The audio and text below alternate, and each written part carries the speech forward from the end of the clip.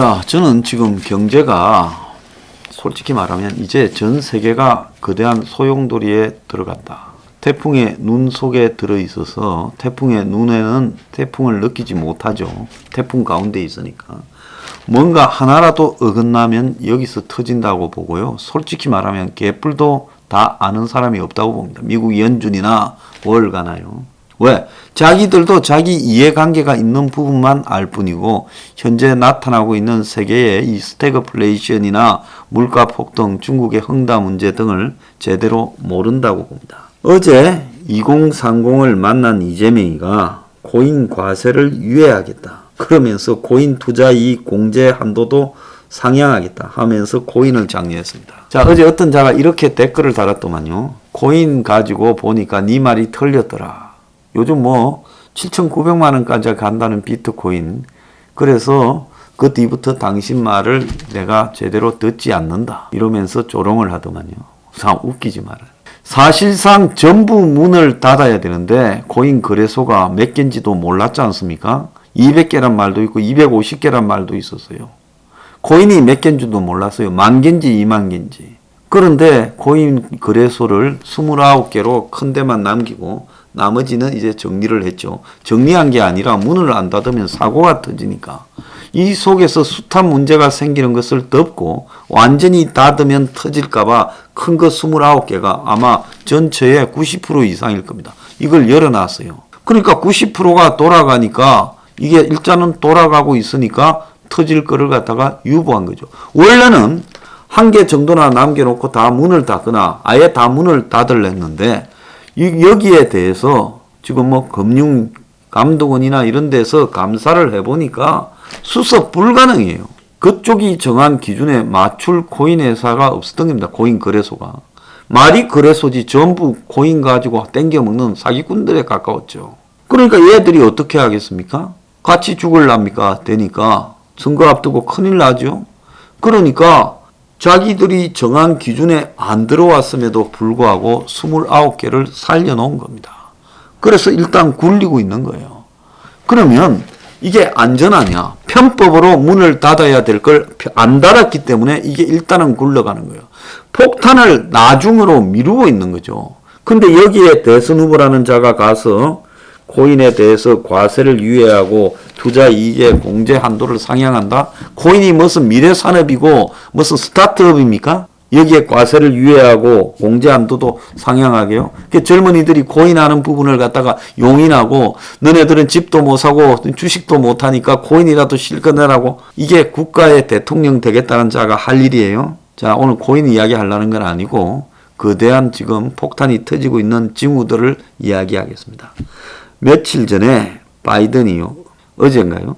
1,400억 조에 이르는 미국의 인프라 투자 서명 법안을 지금 통과를 앞두고 축배를 들었습니다. 그래서 여야 합의가 돼가지고 이걸 통과시킨다는 거죠. 그래서 1,420조, 1조 2천억 달러의 인프라 예산을 갖다가 서명하겠다고 지금 하는 겁니다. 자, 그런데 오늘 아침에 한번 보세요. 무슨 일이 생기는가? 자, 한 일주일 전쯤에는 파월이 테이퍼링, 즉 유동성 축소, 미국 연준이 보통 이 채권을 그리고 뭐 ABS 같은 것을 갖다가 사들입니다. 국채나. 그러면 시중에 돈이 풀리죠. 그러면 이걸 갖다 많이 사면 어떻게 됩니까? 돈이 많이 풀리고 이걸 적게 사면 돈이 적게 풀리겠죠. 왜? 사는 액수만큼 채권 대신에 돈을 주니까. 그래서 테이퍼링이라는 것은 미국이 채권을 사들이는 것을 연방준비위원회에서 채권을 사들이는 것을 줄이는 것을 테이퍼링이라고 하는 겁니다. 자, 그런데 테이퍼링을 했지만은 금리 인상을 직접 하겠다라는 건 아니라고 테이퍼링에 대해서는 이야기를 했지요. 자, 그런데 이제 그 이후에 금리 인상은 별개라고 했지만 여러 조건들이 지금 금리 인상을 안 하면 안 된다라고 이야기가 나오고 있습니다. 이 파월 이 사람이 연준 의장을 갖다가 연임하려는데 연임하려고 이제 테이퍼링을 하지만 금리 부분에는 말을 조심했어요. 그런데 지금 미국의 연준에서 또 다른 매파들은 계속 금리 올려야 된다라는 이야기가 나오고 있고, 이 파월이 또 중요한 이야기를 며칠 전에 했지요. 미국 연준이 중국의 흥다 위기가 미국의 위협이 된다고 몇 달 전에 했던 자기 말을 뒤집고 중국의 부동산 위기 때문에 미국도 경제가 크게 위기가 올까봐 지금 걱정이다, 위협된다라고 말을 했습니다. 그래서 중국의 부동산 기업이 가지고 있는 막대한 부채가 미국의 금융체제에도 위협이 된다. 9월 달에는 흥다 문제로 미국으로 지금 그 파장이 번지지 않을 것이라 했는데, 지금 이 중국의 경제와 금융체제, 세계의 무역 규모를 감안하면 부실한 기업들의 문제가 터지면 이것이 세계 금융시장의 리스크가 되고, 그리고 이것과 더불어서 진행되고 있는 테이퍼링이나 금리 인상은, 긴축은 신흥국의 금융 불안을 일으키면서 이런 것들이 맞물리면서 취약한 국가와 거래하는 미국 기업들이 리스크에 빠질 것이다, 이렇게 말을 또 했습니다. 자, 그래서 미국에서 다시 1,400조를 지금 인프라로 푼다. 그런데 또 한편으로 연준은 긴장을 해서 테이퍼링을 통해서 시중의 달러를 흡수해서 유동성을 줄이고 있다. 그런데 또 금리도 바짝 올려야 된다. 그런데 미국이 중국발 지금 흥다그룹 위기가 세계 이 경제에 영향을 미치고 미국의 기업들도 영향을 미치면서 미국의 데미지를 줄 수 있다, 이렇게까지 이야기를 하는 상황에서 이제 또 뭔 이야기가 나오는가 하면, 오늘 커지는 인플레 공포가 미국의 국채 금리, 달러 값을 급등시키고 있다는 겁니다. 자, 바이든이 2,400조를 풀게 되면 돈이 또 무제한으로 돈이 더 풀릴 거고, 그래서 물가가 더 오를 거고, 그래서 11월 달에 물가 상승률이 7%가 될 거고, 이러니까 채권 시장에도 지금 인플레가 뚜렷해져서 채권 금리가 올라가고 있어요. 그리고 이제 달러 가격도 올라가는 이런 상황이 벌어지고 있습니다. 그래서 올 상반기에 인플레이션이 일시적이라 했는데 제가 그러지 않고 오래 갈 거라 그랬죠. 그래서 미국에요, 이 연준 의장이라는 자가 몇 달 만에 말을 바꿔. 제가 중국의 흥다그룹의 사태가 심각해질 거라고 하지 않았습니까? 그런데 아니라 하다가 이제 심각하다고, 금리 인상이 오래 갈 거랬는데 미국은 오래 가지 않을 거라고 연준에서 말하더만은 지금 오래 갈 거라고 이야기가 또 바뀌었습니다. 자, 돈 풀기의 역습으로 전 세계가 물가 쇼크 중에 있다.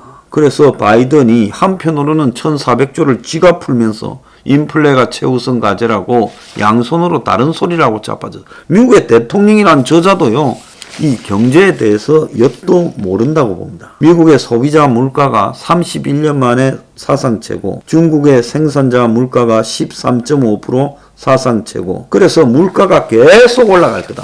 경제는 보통 불황이 아닌데 물가가 올라가는 이상현상이 금융위기와 코로나로 인한 대거 돈풀기에서 발생하고 있습니다. 자, 그래서 터키 20%, 브라질 10% 물가 급등이 있고, 중국에서는 생필품이 가격이 계속 올라가니까 사재기가 일어나고, 중국 정부가 물가 단속에 나서서 시민들이 지금 불안감을 느끼고 있고, 지방도시 마트까지 가서 식품을 사재끼고 있다. 식품이 동나고 있다고 하고, 일본은 기업 물가가 40년 만에 최고고, 유럽도 지금 고물가가 진행되고 있습니다. 그래서 스페인 5.5, 독일 4.5% 올랐는데 내년 1분기에 진정된다고 월스트리트 저널이 이야기를 하는데 저는 이런 거 전혀 안 믿습니다. 자, 그래서 유럽에서 치솟는 물가를 감당하지 못해 개도국에서 굶는 사람이 급증한다는 겁니다. 식량 가격 지수, 제가 식량값 폭등할 거라고 했죠. 1년 전보다 30%가 올랐고, 난방비가 또 올라서 난방비 내려면 식료품비를 줄여야 되고, 그래서 영국의 무료 급식소에 중산층이 창피를 무릅쓰고 이 식량을 타러 가고, 공급 대란에다가 식료품 가격 급등으로 미국에는 무료 급식소 운영이 아예 지금 어려워졌고, 아시아에서는 이상기후로 곡물 생산에 차질이 있어서 사람들이 반찬도 없이 쌀만 먹고 버틴다고 그런 나라도 많습니다. 그래서 영국 같은 선진국에서 지금 푸드뱅크에 줄을 서고, 자, 난방비 때문에 식량 살 돈이 없고, 미국에는 푸드뱅크가 미국 최대의 이 봉사 시절이고 기부 시절인 추수감사절과 크리스마스를 앞두고 사람들한테 음식을 많이 준비해서 식료품을 많이 준비해서 나눠줘야 되는데 식료품이 없어서 문을 닫아야 될 거다. 자, 이게 도대체 무슨 이야기입니까? 그래서 미국의 샌프란시스코 연준 총재는 물가 상승에 눈이 튀어나올 지경이다.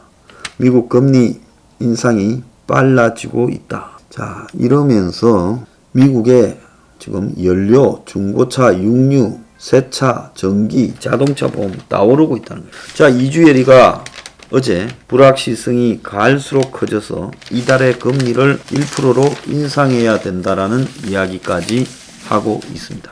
제가 볼 때 미국 정부가 인플레이션에 대한 예측과 통제력 두 가지 다 상실했어요. 예측도 틀렸고 통제의 수단도 없다는 겁니다. 대통령이 돈을 지금 더 풀고 잡았어요. 이 와중에요. 그러니까 아마 미국이 수습불능 상황에 빠질 것이고, 바이든이 진화에 나섰지만은 채권 시장에서부터 금리가 올라가고 달러가 가격이 올라가면서, 그러니까 이게 왜 이런 줄 아십니까? 이렇게 인플레가 심해지면 사람들이 두려움을 느끼니까요.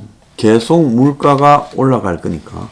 물가가 올라가면 액면으로 기재된 돈이 어떻게 됩니까? 돈 가치가 떨어지죠. 그러니까 사람들이 이 채권 같은 부분에 투자를 안 하니까 채권 금리가 올라가고, 채권 금리가 올라가니까 달러 값이 올라가고, 이런 현상이 벌어지는 겁니다.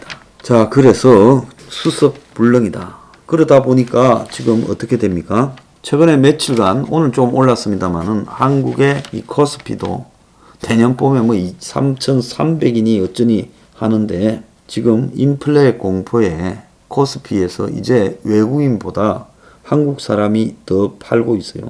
그래서 개인들이 대부분 매수로 가고 돈을 빼서 다시 주식에서 코인으로 가고 있다고, 이런 우스꽝스러운 일까지 벌어지고 있습니다. 자, 이러니까 이제 국내 금리가 올라가고 정부도 대출 규제를 하니까 은행의 금리가 많이 올라가서 이 금융권 금리가 은행 금리보다 더 싸다는 거예요. 주택담보대출이 은행이 4%, 이 금융권이 3%. 그래서 신용이 좋은 사람은 은행에서 빌리는데 이자를 더 내는 이런 현상이 벌어지고 있고, 신용점수 높다고 대출 막은 곳도 있는 것처럼 금융당국이 중저신용자의 대출을 하라해가 신용점수가 높은 사람이 대출이 막히는, 한마디로 금융권에서의 시장 논리가 무너져서 저신용자한테는 첫 달 이자 대납까지 하는 황당한 짓거리를 하고 있다는 거예요. 그래서 저신용자가 금리가 낮고 고신용자가 금리가 높은 이런 일까지 한국에서는 벌어지고 있습니다. 자, 그럼 이런 일을 어떻게 바라보느냐.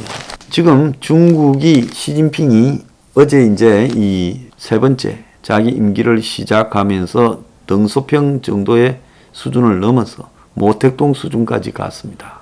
근데 저 시진핑이 문제는 뭔가 하면 경제를 하나도 모르는 아주 무식한 자란 겁니다. 실용적이지도 않아요.